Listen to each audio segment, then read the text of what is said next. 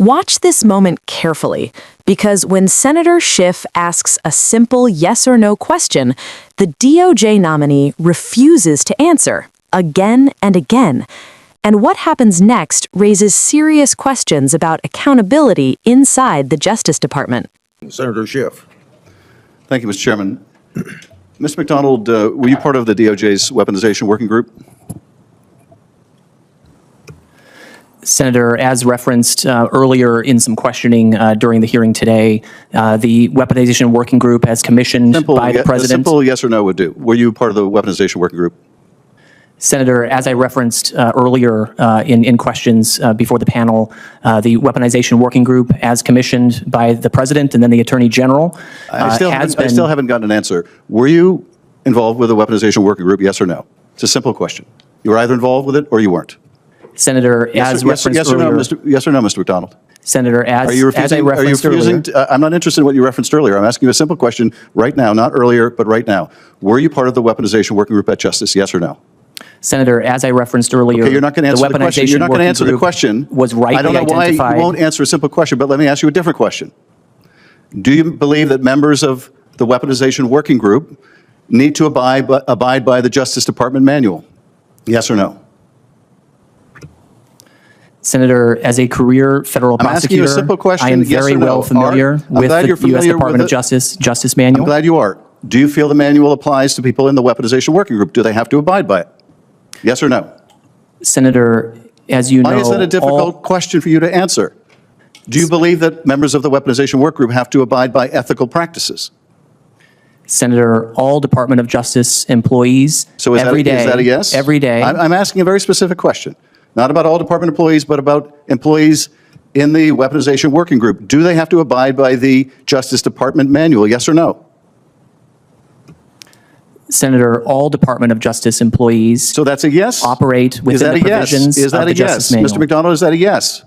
Senator, I would refer you to the answer that I just gave. Or is the weaponization working group something different? Are you suggesting that it's different, that it doesn't have to abide by the ethics manual, that it doesn't have to abide by ethics at all? Why are you refusing to answer a simple question? Senator, I'm not refusing to answer your question. Well, do the members of the working group have to abide by the Justice Department manual? Senator, as I referenced in my previous answer, all Department of Justice employees. I'm not interested in your previous answers. You can't answer a simple question or you won't, which leads me to suspect you believe they don't have to apply, they don't have to live up to the standards of the Justice Manual. So let me ask you a different question. In your time working with this group, did you ever observe any of the other members of the weaponization working group violate the Justice Department manual? Yes or no? Senator, the weaponization working group has been working to illuminate the facts. I'm not interested in a filibuster of an answer. Did you observe members of the working group, or did you yourself violate the Justice Department manual? Senator, as referenced in prior answers, so let me ask you another question. The weaponization working group has been working. Did you witness members of the weaponization working group mishandle grand jury material? Senator, as I referenced earlier, I'm not interested the weaponization working group has been working to understand the facts and events underlying significant weaponization of the government during the Biden administration. Mr. Chairman, I'm asking for a simple question. I would ask your help in getting a direct answer. I've asked the witness whether he believes members of the weaponization working group at the Justice Department need to abide by the Justice Department's own Justice Manual. Would you assist me in getting an answer to that question? No, I will not assist you. Okay. Well, you have the chairman's support in not answering the question, so let me try another question. Or let me see if I can get clarity again. Did you ever witness any of the members of the working group violate rules regarding grand jury secrecy? Yes or no? Senator, as I referenced in my prior testimony, the weaponization working group is working diligently to understand the historic abuses and weaponization of the Department of Justice in the Biden administration. Mr. McDonald, did you ever witness anyone in the weaponization working group violate the law? Yes or no? Senator, I would refer you to my prior answer. Your prior answer was to obfuscate, and it's become very clear you're unwilling to answer very simple questions. Because it's very clear what that weaponization group is all about, and that is using the awesome powers of the Department of Justice to go after the president's enemies. I yield back, Mr. Chairman. Senator Schiff, maybe I gave a short answer to your question, but I've never been asked During a tense Senate hearing, Americans watched Senator Adam Schiff press a Justice Department nominee on what should have been the easiest part of testimony, answering basic yes or no questions. Instead, the exchange quickly turned into a striking example of political evasion, as repeated attempts to clarify the nominee's role in a controversial DOJ weaponization working group were met with long explanations but no direct answers. Schiff's questioning followed a clear strategy: narrow the issue, remove ambiguity, and demand accountability through precision.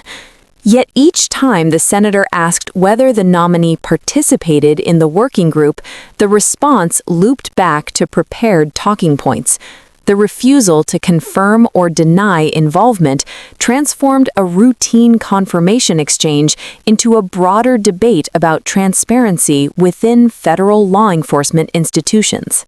The tension escalated when Schiff shifted focus to ethics. He asked whether members of the working group were bound by the Justice Department's own manual, the rulebook governing prosecutorial conduct. Rather than a direct affirmation, the nominee generalized about all DOJ employees, avoiding the specific question. That distinction mattered because Schiff's concern centered on whether special political initiatives operate under different standards.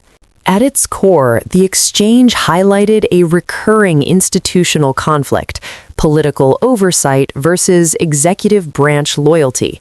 Congressional hearings are designed to extract clarity on how power is exercised, especially when accusations of government weaponization are themselves politically charged. Schiff's frustration reflected a deeper worry that ambiguity can shield controversial actions from scrutiny, while preserving plausible deniability. When Schiff asked whether any laws or grand jury secrecy rules had been violated, the nominee again declined to provide a direct answer. The repetition shifted the optics of the hearing. Instead of defending policy choices, the witness appeared focused on avoiding definitive statements altogether.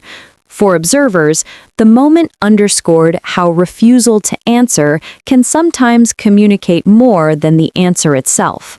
The chairman's refusal to compel a response added another layer of controversy, reinforcing partisan divides over congressional oversight.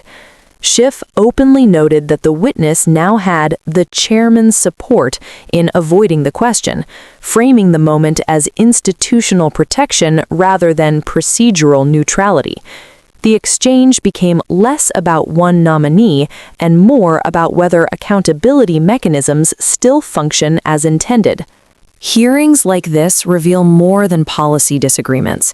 They expose how power responds under pressure. When simple questions go unanswered, the public is left to decide why. Was this caution, strategy, or avoidance?